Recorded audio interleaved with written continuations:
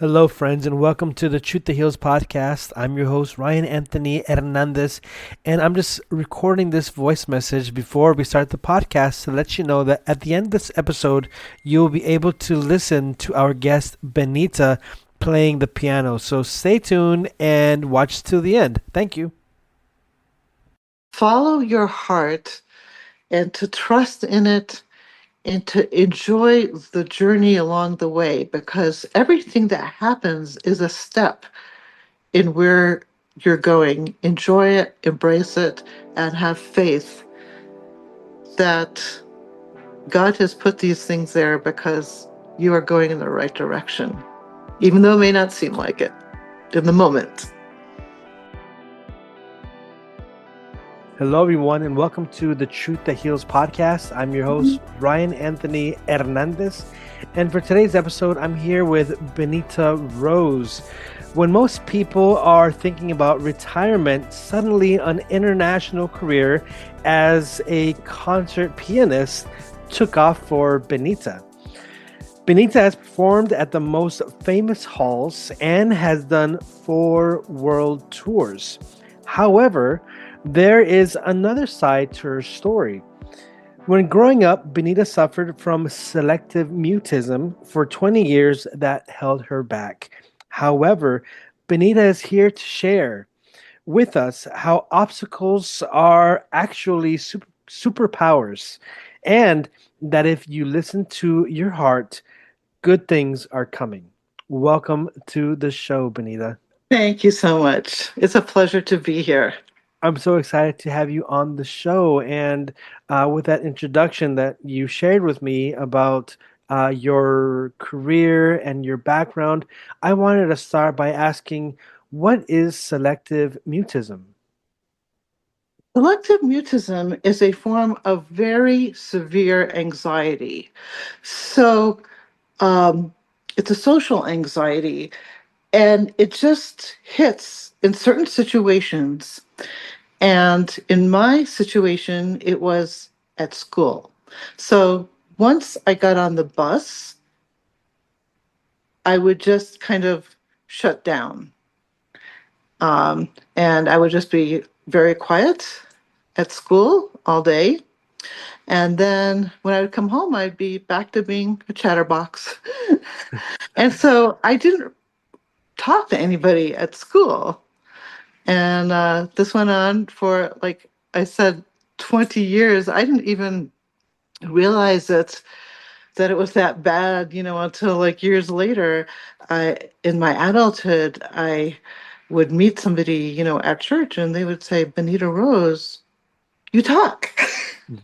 That would be the first thing they would say, and it just kind of made me, start reflecting on what my life had been like. And it's like your thoughts are faster than you can get your mouth to respond, and then before you know it, everybody's on to the next topic, or um, just things like that. And I didn't even really discover or know about it until several years ago. I was organist pianist at a church here in Arizona, and I was at a meeting, and I really wanted to participate in this meeting. I had a lot of thoughts and ideas, and by the time I would get my thoughts and ideas together, like, the meeting was over, and I came home, and I was like nearly in tears, and I said to my husband, I can just like never speak up. Like, what is wrong with me? But, he was asleep. So I just went on the internet and I just typed in something like, cannot speak or something. And selective mutism came up, and I had never heard of it. And then when I started reading more about it and people's experiences, I was like, oh my goodness, that's me. I've been going through life with this, and here I am. And how has your life changed since you have discovered that you have selective mutism? Well, I realized a lot of things. I realized that the piano has been my voice through all these years. And I realized that there are many ways in which I grew because I had this. I've been much more sensitive to other people's um, shyness, insecurities, inadequacies. As a college professor, I was able to always be very encouraging because of my anxiety. I've always had my students get used to the concert space ahead of time, try to prepare them for every single little possible thing that could possibly make them anxious. Um, and, um, I decided that rather than weep about this thing, that there were good things, that have come from it. Um, I always did spend a lot of time, by myself, practicing and, developing my art. The piano helped me build confidence. So, eventually, as I became much more confident with my performing, it helped my voice, besides the fact that at one point I got a job as a music director at a church, which also meant that I had to teach choir. As you can imagine, I was totally freaked out that it was such a good opportunity financially. So, I went to voice lessons, and when I went to voice lessons, it freed up everything that was getting all tight in here. Um, I also noticed that, um, being happy and laughing freed things up. So I focused on that. And yes. So you said that for a while the piano was your voice. When the piano was your voice, what message do you think was coming out from the music that you were playing?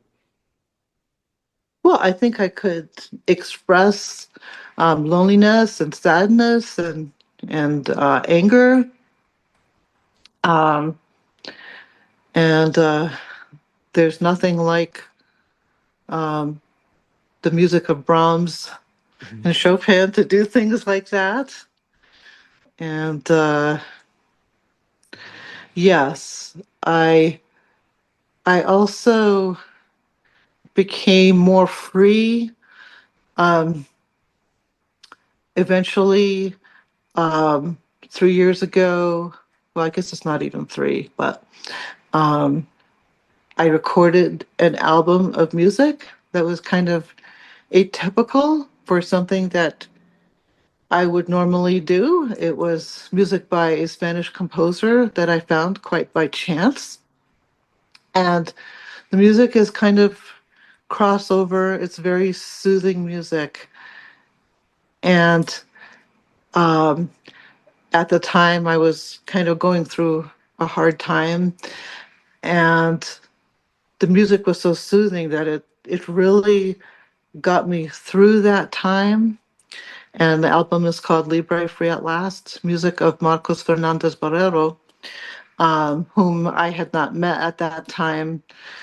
When I found this music and I started practicing it, I couldn't believe it because there would be people up from the nursing home waiting for me on the sidewalk of the church because they wanted to hear me play this music. They said that this music was healing.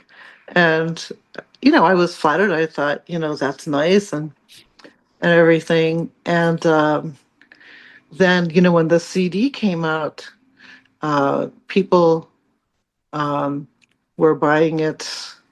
I had posted it all over the internet so they would get to know what the music sounded like. And, there was one woman who had two sisters that were dying of cancer, and she wanted them to get the CD because she just found it very soothing herself. It was helping her deal with the malady of the sisters. And her sisters are now fine.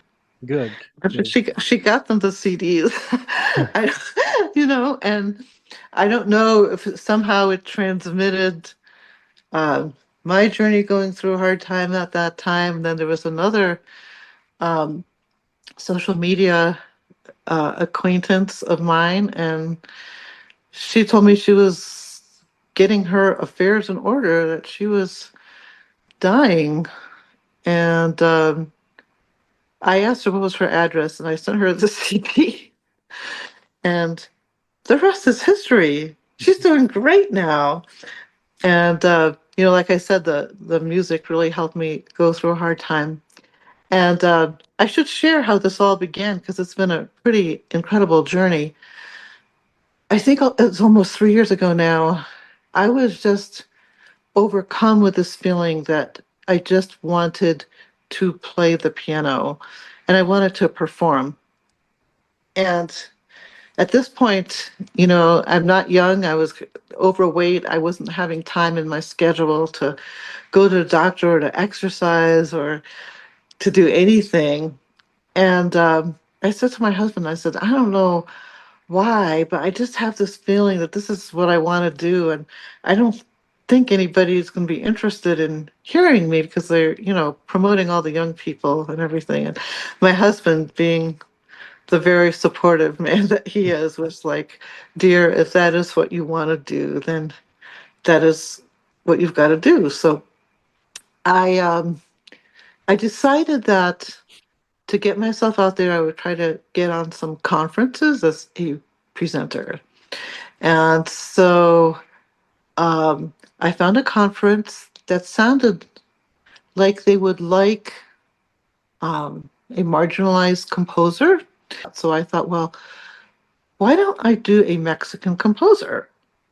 That'll be something different. And as fate would have it, I didn't type into the internet Mexican, but I typed in Spanish. And so this music came up, this piece. It was called Wanderer.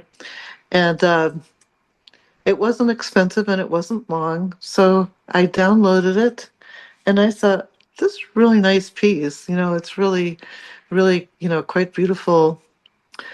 And I submitted it. And then I thought, I hope this is Mexican. I didn't give it another thought. I was kind of busy with some other projects at the time. And then um, that piece actually didn't make the conference. But long afterwards, it made a national conference, which was even more impressive. But um, what happened was some time passed, and the composer found my recording on YouTube, and so he wrote to me that he really loved the way I played this piece. There was something very special about it, and there was something very special about my phrasing, and thank you. So I thought, that's nice. And I just went back to my life as usual. And then uh, about a year later, he wrote to me again and he said, I can't stop thinking about how beautiful you played that piece. I wish you could play it in Barcelona. And then I thought, well, I wouldn't want to come to Barcelona to just play this 5-minute piece. So Yeah. I started investigating what other pieces he had, and I just found a treasure trove of unbelievably beautiful music. And I started posting it on YouTube, and I started getting invitations from all over the world to come and play that music. And so I got invitations from teachers associations and conferences. And what happened was I did go, I went to all these countries. I played in Norway, I played in Latvia, I played in England, I played in France, I played in Spain. I even played it in China last summer. But after I performed the pieces, all um, the contractors said, "You play that so beautifully. We would love to hear how you play Beethoven, Chopin, and Liszt." So I got invited back for that. Um, and so it just opened this whole big door. And normally, like some people were saying, well, your whole life you've been playing, Chopin and Beethoven, and why aren't you recording that? Why are you doing this person? We don't know who he is. And I said, I feel connected to this music. And as it turns out, um, this music also has a pedagogical element. I feel like it actually improved my playing because after going on tour with that, I revisited the other music and it was just sounding better than ever. My fingers are just more limber. And um, it turns out that this composer actually has all sorts of music. He has symphonies and ballets and operas and all sorts of things. And he won prizes for his symphonic works. And then I told him to enter this competition, and he did. And he won, and he designated me to play at the winner's concert at Carnegie Hall. So Wow. that was my first time at Carnegie Hall. I was playing his music. It was just surreal to me. And it was just a fabulous experience. But then after that, I thought, well, I don't want to just be on the coattails of this wonderful composer. So I've got to, I've got to do something myself. So I entered some other competitions and I won, playing Liszt and Chopin. And so I got some famous halls, out of that. And all these things have just been springboarding. And then I thought that this run with his music would be over now, but I just got an invitation to be a headliner artist at a national conference coming up next summer. And they want me to do a 90-minute program of his music and also speak about my experiences with him and his music. And by the way, I did actually go to Barcelona. I did perform there and I did meet him. He's a fairly young guy. And it's just been the most incredible journey. Um, you know, uh, and one of the things that I have found being reinforced this idea that everything is about the journey, and if you like what you're doing, it's probably leading to something good, assuming that the thing you like isn't some criminal activity. Yes.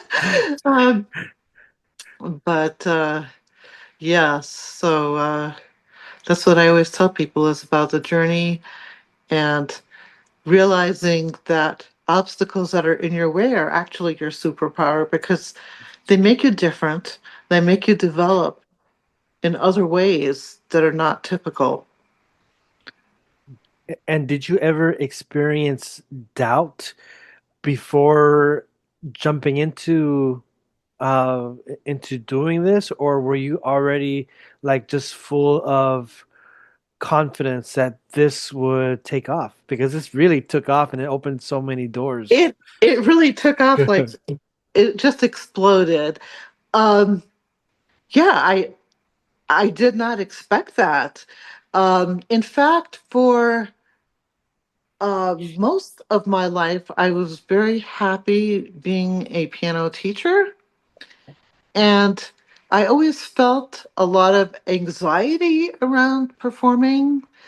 But one of the things that I've learned along the way is that anxiety, like when you're nervous, you're not focusing on your business.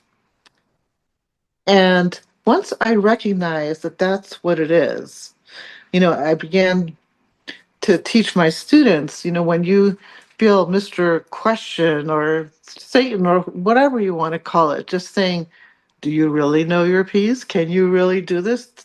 You just have to learn to shut it out and just say, I'm not going there. I'm not going there. And so when I started doing the music with the living composer, I was able to get the focus off of myself and said, this is about his beautiful music. I want to share his music. And when the invitations started pouring in, I didn't even have time to memorize the music. Um, but I wasn't going to say no to these tremendous opportunities. And I just came and I performed a lot of it with my music. And then after, when I got invited back to play the other things, I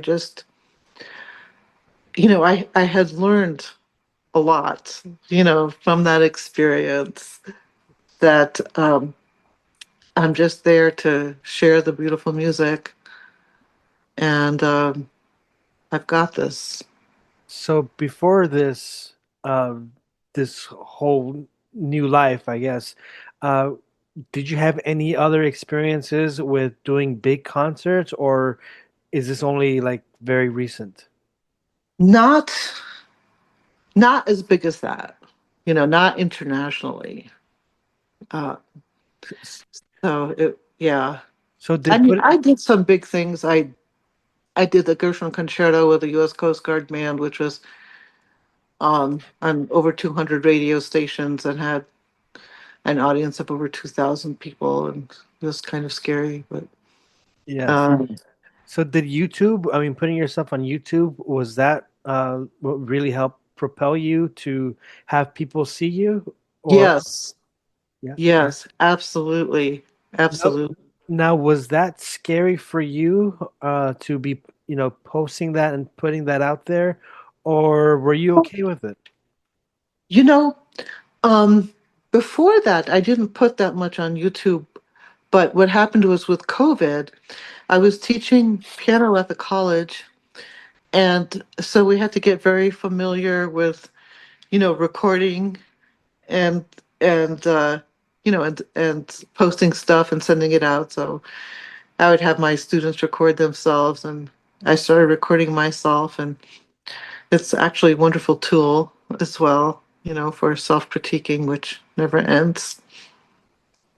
And when people hear your story of getting through selective mutism and the story you've shared also about how when you were a child you'd get on the bus and it was hard to communicate, but then people would see you at church and they see you talking, it's like, who is this person?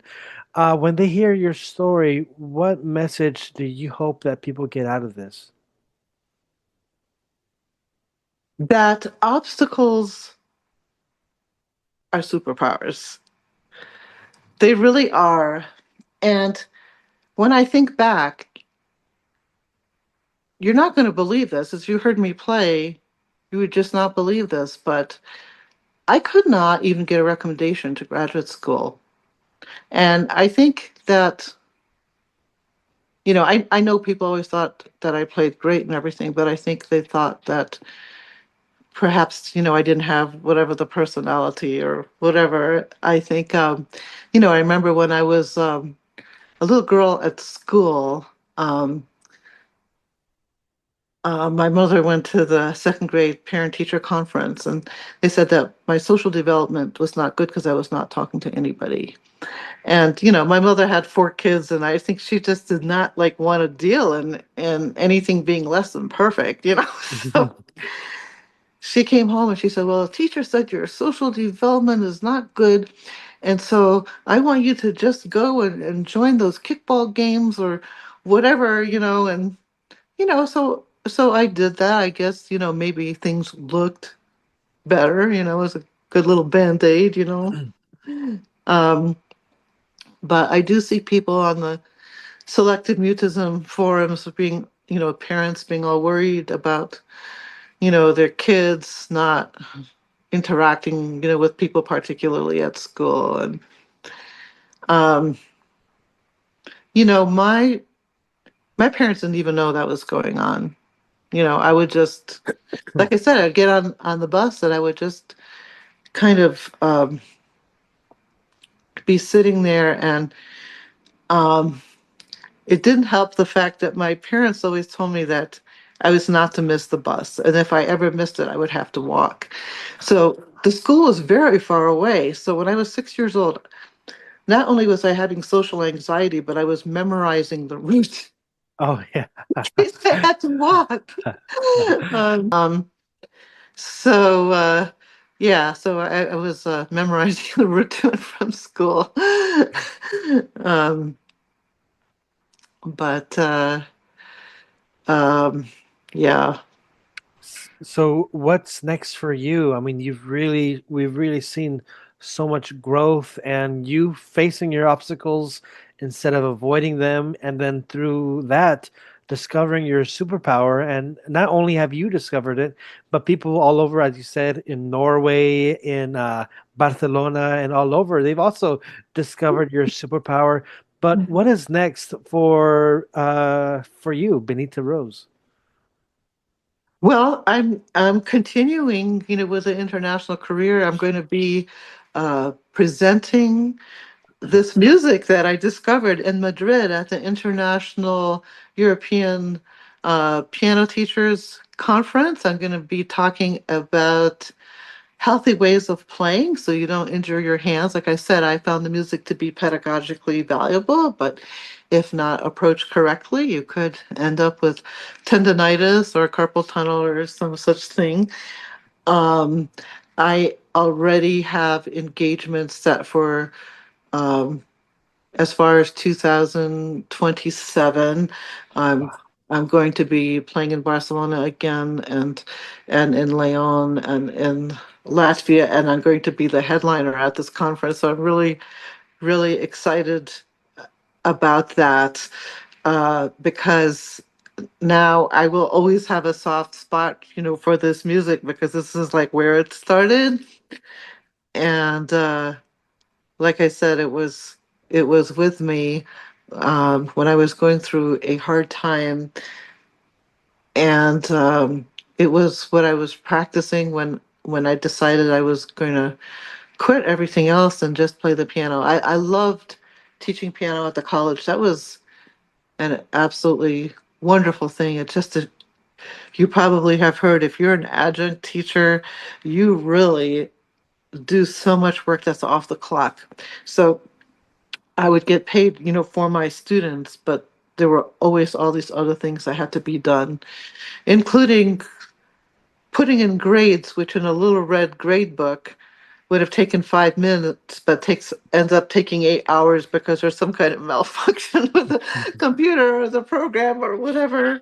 Um, so yeah, so I'm just gonna keep on as long as God lets me, like I said, a lot of people my age are thinking about retiring, but I find this all to be very energizing. And sometimes when I do leave, I start thinking, "Oh my goodness, I'm tired." But then afterwards, I'm so energized, and I also do sleep well on planes. And as far as what I have coming up, even this week, I'm going to be presenting a lecture recital to the Phoenix chapter of the Arizona State Music Teachers Association. And then a few days later, I'm going to go to Connecticut, and one of my most influential piano teachers passed away recently.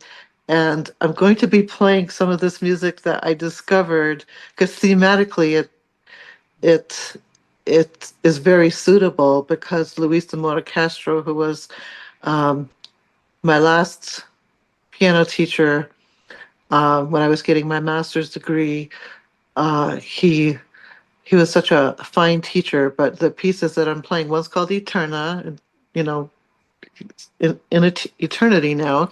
Mhm. And the other is called In Barcelona, and he spent a lot of time in Barcelona performing and teaching there, as well as the States. And the other one is called Soul, and it was composed when the composer's father had passed, and it's the basis of his requiem that he's very proud of. So I'll be performing those. And then from there, I'm going to be going to the Midwest, and I will be playing in Wisconsin, and there's a few other places that are pending in that area. And then when I get back, then I'll be going to Madrid, and it's quite a whirlwind of a schedule. Unfortunately, I don't always get a chance to go looking around because I have to get on a plane and come back. And even in the summer, I'll be um, in Barcelona. Then I have to come back to Arizona for that national conference, which happens to be in Scottsdale, and then I have to get back on the plane and go to Barcelona and some other places in Europe. So your schedule is kind of like a rock star. It feels like it. It feels like it. And what was really exciting, speaking of Rockstar, was in China. I couldn't believe it, but in China, when I played in China, everybody wanted my autograph and was taking pictures. And there were people in front of me taking pictures, and I turned around, there were people in back of me taking pictures. That was really nice, but they have such an appreciation for classical music there. So And where can people who are listening to this podcast listen to your music? they can listen to me on Spotify and all streaming platforms. Um, I have a lot of stuff on YouTube. It's kind of more casually recorded. I'm I also have a public channel on my personal Facebook page. I also have a concert page on Facebook that I have a hard time keeping up with. Um, and I have a website, which it always seems like when I get my webmaster to update it, that there's already new updates Yes. by the time this stuff gets up there. So I'm working on that too. And so when someone goes onto Spotify, they just put Benita Rose, that's it. Yes, if they could do I have several albums up there.